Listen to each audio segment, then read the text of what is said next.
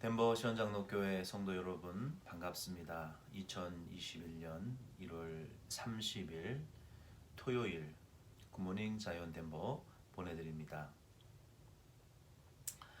오늘은 예레미야의 7번째 설교가 이제 마무리하는 날입니다. 예레미야는 16장부터 17장 말씀에 걸쳐서 7번째 설교를 했는데요. 그 내용은 크게 세 가지입니다. 첫째는 하나님의 거룩한 이름을 버리고 우상 숭배에 빠진 이 유다 백성들에 대한 징계. 하나님을 마음으로 멀리 두 번째는 하나님으로부터 마음이 멀리 떠난 자들은 마치 광야에 말라서 뿌리까지 뽑혀버린 떨기나무와 같이 아무 쓸모없는 존재가 될 수밖에 없다는 두 번째 내용입니다. 세 번째는 하나님께서 안식일을 거룩히 지키라고 주신 그 계명을 이제 순종하지 않은 그 유다 백성들이 이 안식일을 거룩히 지키지 않고 하나님의 계명을 어김으로 그들이 징계받게 된 내용입니다. 어제 우리가 두 번째 하나님을 마음으로 멀리 떠난 자들이 결국 중년에 참 쓸모없는 자가 되어버리고 실패하게 된다. 그러나 하나님 여호와를 의지하는 자는 하나님의 능력을 힘입어서 영육간의 복을 받게 된다라고 말씀드렸습니다. 오늘은 그 두 번째 내용에 이어지는 부분과 그리고 안식일에 대한 내용을 마지막으로 다루면서 7번째 예레미야 설교가 마무리됩니다. 17장 9절부터 11절 말씀에 보면은 하나님으로부터 마음이 떠난 자들은 참 복을 받을 수 없다라고 두 번째로 예레미야가 설교했어요. 본문 17장 9절로 11절에 보면은 하나님께서는 사람의 마음과 행위를 감찰하시고 보응하신다라고 말씀하셨습니다. 많은 만물보다도 가장 부패하고 참 더러운 것이 거짓된 것이 사람의 마음이라고 9절로 10절에 말씀했어요. 그러므로 이 사람은 우리가 신뢰와 참 의지의 대상이 될 수 없다는 것을 하나님께서 우리에게 말씀하셨습니다. 또 사람은 그 불의의 재물을 열심히 모으지만 마치 그 자고새, 이 자고새는 패트리지라는 꽁과 메추라기와 원앙이 섞여져 있는 그런 비둘기보다도 조금 크고 닭보다도 조금 작은 그런 조류인데요. 이 자고새는 알을 사막이나 모래밭에다가 알을 낳는데 그 다른 짐승이나 사람들이 그 알을 이렇게 다 집어가는 거예요. 눈에 보이는 그 모래밭에 얇게 덮여져 있거나 모래밭 위에 그냥 알을 놓고 돌보지 않기 때문에 그리고 잠시 나가 들어왔다가 다시 돌아와서는 자기 알이 아닌 다른 알들을 품고 있다가 그 알들이 부화하게 되면 새끼들이 떠나버리는 것처럼 이 마음이 하나님을 떠나서 재물이나 참 크게 빨리 세상적으로 성공하고자 노력하는 사람들의 그런 노력들이 결국 이 자고새가 알을 잃어버리는 것처럼 또 자기 것인 줄 알고 품었지만 결국 다른 그 새끼들이 부화해서 떠나버리는 것처럼 하나님으로부터 마음이 떠난 자들의 이런 수고와 노력들은 결국 망하게 되고 어리석은 자가 될 수밖에 없다라고 말씀하셨어요. 그래서 우리 그리스도인들은 성경대로 하나님의 진리의 말씀대로 우리가 신앙생활도 하고 이 세상에서 사업도 하고 무슨 일이든 하나님의 말씀대로 하지 않는 것은 이 자고새의 미련함과 어리석음과 같이 결국 하나님의 도움을 받지 못하기 때문에 중간에 실패하고 말년에는 아주 어리석은 자로 그렇게 될 수밖에 없다는 것을 우리에게 교훈하셨습니다. 그러므로 우리는 7번째 예레미야 설교를 통해서 우리의 마음이 참 만물보다 거짓되고 부패한 사람의 마음을 의존할 필요도 없고 또 재물을 의지할 필요도 없고 오직 여호와 하나님을 우리가 의존해서 그 하나님으로부터 능력과 힘을 공급받아서 하나님을 우리가 의지하며 하나님의 힘으로 무엇이든지 우리가 해 나가야만이 이 복을 받을 수 있다는 것을 이 말씀을 통해서 알 수 있습니다.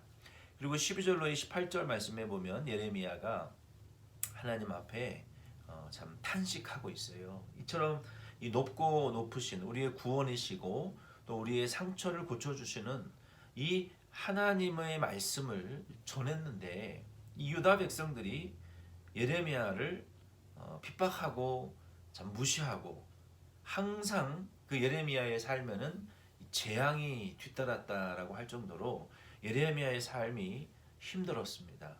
자신은 하나님의 뜻을 순종하느라고 했지만 이 재앙과 같은 힘들고 어려운 일들이 계속 예레미야의 삶에 일어났어요. 그러나 예레미야는 16절 말씀에 보면은 하나님의 말씀을 가감없이 전하는 것과 하나님이 자신이 충성 때 이 사역을 감당하신 것을 아는 것, 그것으로 위로를 삼았습니다.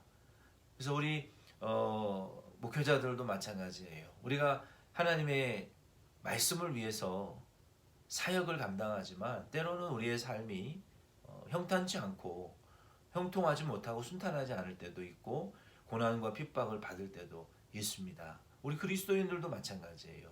그러나 이 목회자들은 무엇을 통해서 위로를 받아야 되냐면 하나님 앞에 진실하게 말씀 중심으로 사명을 감당한 것, 그것을 하나님 앞에 위로와 소망으로 삼을 수밖에 없습니다. 그래서 우리는 이 예레미야가 이러한 기도로 하나님에게 탄식하고 좀 탄원의 기도를 이제 드렸습니다. 그래서 하나님께서 이 모든 것을 아시고 또 보시기 때문에 하나님이 판단해 달라라고 기도했던 것처럼 우리 예레미야가 그렇게 기도하고 살았던 것처럼 우리 목회자뿐만 아니라 우리 그리스도인들도 하나님 앞에 누가 보든지 보지 않든지 하나님의 말씀대로 내가 살아온 거, 하나님의 말씀대로 순종한 거, 그것을 통해서 우리가 위로도 받고 소망을 삼을 수 있어야 됩니다. 이제 예레미야가 7번째 설교를 통해서 마지막으로 우리에게 증거해 준 말씀은 19절로 27절 말씀에 안식일에 대한 말씀입니다. 그러니까 이 유다 백성들이 하나님의 징계를 받게 되는 세 가지 이유는 첫째 우상 숭배예요.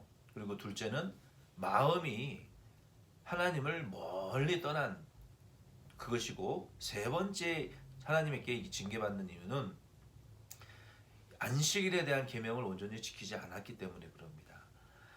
이 안식일에 짐을 지고 성문에 들어오는 거, 그건 안식일을 범하는 것이거든요. 짐을 지고 나가는 것도 범하는 것이고 짐을 지고 들어오는 것도 그것을 또 허락하는. 들어와서 뭐 하겠습니까? 장사꾼들이 짐을 지고 들어와서 안식일 날 장사하는 것이죠. 이 안식일에 짐을 지고 성전에 들어와서 장사하면서 사람들의 생각과 마음의 중심이 하나님을 예배하고 경배하고 하나님의 말씀 듣는 일에 집중하지 못하고 물건 사고 파는 일에 다 마음이 분산되어져서 하나님 경배하는 일과 말씀 듣는 일을 등한시하면서부터 하나님이 주시는 영적인 안식을 누리지 못했고 하나님께서 주시는 말씀의 방향을 참 인도받지 못했고 하나님에 대한 이 사모함이 없었다는 거예요. 예수님께서 예루살렘 성에 낙이 타고 입성하셨을 때도 마찬가지예요. 평화의 왕, 겸손의 왕, 만왕의 왕으로 오신 예수님이 겸손히 나귀를 타고 들어가셨는데 그곳에는 돈 받고 주는 자, 성전세를 받는 자, 온통 이기심으로 성전 봉사하는 자들도 이기심으로 욕심을 부리면서 살았고 그것은 더 이상 기도하는 집이 아니었습니다. 그저 사람들이 모여서 시끄럽게 세상 일하고 돈거래하고 또 물건을 사고 파는 이 시장 바닥과 같은 그런 곳으로 교회가 전락해 버렸다는 거예요. 하나님의 나를 이 안식일을 지키지 않는 것은 가벼운 범죄가 아닙니다. 주님의 날 이 교회 오지 못하는 것, 지금 코비드 때문에 못 오지만 교회 나오지 않는 거, 교회 나오지 않으면 뭐 합니까? 하나님의 말씀을 듣지 않죠. 하나님을 경배하지 않죠. 말씀으로 한 떡덩어리가 둬야 되는데 이 안식일을 범함으로 하나님이 결국 징계하신다는 것입니다. 출애굽기 31장 13절 말씀에는 너는 이스라엘 자손에게 말하여 이르기를 너희는 나의 안식일을 지키라. 이는 나와 너희 사이에 너희 대대의 표징이니 나는 너희를 거룩하게 하는 여호와인 줄 너희가 알게 함이라 라고 말씀하셨어요. 이 구약의 안식일은 천지 창조와 이 출애굽을 기념하는 안식일이 그런 의미가 있습니다. 그래서 하나님께서 이 안식일을 지키되 이날은 온전히 하나님을 경배하고 예배하고 하나님의 말씀을 듣고 훈련하고 또 교육해서 부모의 세대와 자녀의 세대 그리고 교회 안에서 교회 밖으로 이 복음이 땅끝까지 전해지도록 전도하는 이런 지상 명령이 수행되어지는 그리고 하나님께서 때를 따라 주시는 말씀과 성령의 은혜들을 받고 함께 모여 예수 그리스도의 살과 피의 교제의 떡과 이 은혜들을 나누는 이러한 이 공동체, 복음 공동체로 부르시고 그러한 은혜를 주시는 날입니다. 그래서 구약에는 출애굽과 안식일을 기념하여 주셨지만 이 주님의 날은 오늘날 주일을 가리키는 거예요. 어떤 많은 교회나 이런 목회자분들 중에서도 주일날 모일 필요 없다라고 말하시는 분이 있어요. 그건 상당히 잘못된 것입니다. 주일날 오순절 성령이 임했고 주일 새벽에 예수님이 부활하셨고 또 요한계시록의 최종 계시가 임한 날이 바로 주님의 날, 또 로드스 데이입니다. 그리고 이날에 사도들이 초대교회 성도들이 주의 성전에 모여 예배하고 성찬을 베풀고 구제하고 기도하고 성령의 충만함을 받는 이 모여서 예배하고 또 가르치고 교육하는 이날이 바로 이 주일이었어요. 이날 하루를 우리가 정해서 이렇게 하나님을 경배하고 또 말씀을 듣고 서로 교제하는 이러한 교회 공동체의 모임이 얼마나 중요한지 모르겠습니다. 그래서 이러한 이 안식일을 지키지 않으므로 이들이 하나님을 이날이 거룩히 지키라고 말씀하셨고 이날에 노동하지 말며 온전히 하나님만을 위해서 경배하고 은혜 받는 날로 삼으라고 했지만 이들은 그 날을 지키지 않았어요. 그러므로 하나님께 대한 경배도 없고 하나님으로부터 말씀을 듣지도 않고 더 이상 교회도 아니고 하나님의 백성이라고 할 수도 없죠. 그런 자들은. 그래서 하나님께서 그들을 징계하시고 하나님이 성전 공동체로 이 이스라엘 유다 백성들은 성전 중심의 공동체입니다. 지금으로 말하면 예배 중심의 공동체요. 하나님 경배하는 중심의 공동체요. 하나님의 말씀을 듣고 전파하는 이 공동체고 이 성령으로 예수 그리스도의 살과 피로 교제를 나누는 성령 공동체요. 복음 공동체인데